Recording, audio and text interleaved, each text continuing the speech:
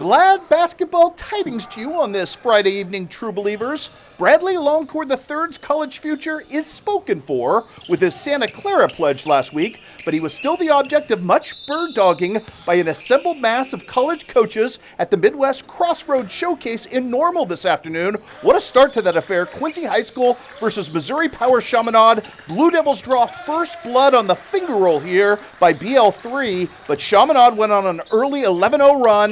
The digging out process from that starts here with Keyshawn Thomas with a nifty fadeaway, and then check out Milton Whitfield off the bench with the spark and the dunk right here. He was huge in getting Quincy High back in the first half. Great defensive presence as well. Later, it's Bradley Longcourt III working his way to the baseline. The nifty blind kick back inside to Keyshawn, and despite working against 6'10", that's a three-point play for the Blue Devils. They're not done. More from Milton Whitfield, this time spotting up in the corner. The transition game works well. Finds him, he'll can the three, and Quincy High School at 16-14 takes its first lead in the game since 2-0. More to come this time. It's Cameron Wires creating.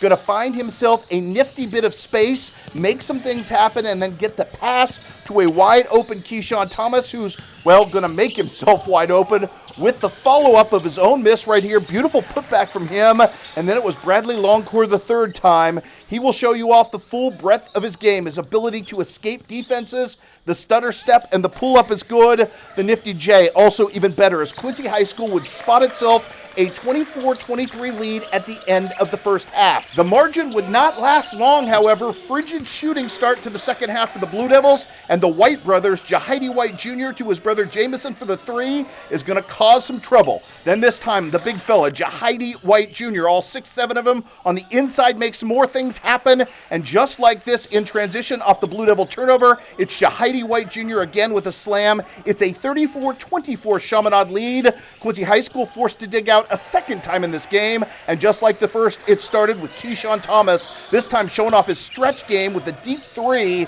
More to come for the first time in this ball game. Off the block shot, it is going to be Dom Clay. His first field goal of the game was timely. Big three from the corner at that point. We're not done. I mentioned Milton Whitfield. What a revelation he was defensively off the bench, but also here with a three-point play that got his team back within 7 at this point. More to come. Just check out the stick-to-itiveness on the offensive glass and the toughness by Keyshawn Thomas. Bradley Longcourt III does a great job finding him again, repositioning things. Then more from Dom Clay with the pretty stuff right here on the scoop to the hoop. Still just a 6-point margin, but Jahidi White Jr. going to extend it again, this time on the interior with another uncontested two-hand slam. But Keyshawn and the Blue Devils were having none of it. What a flourish to end the second half.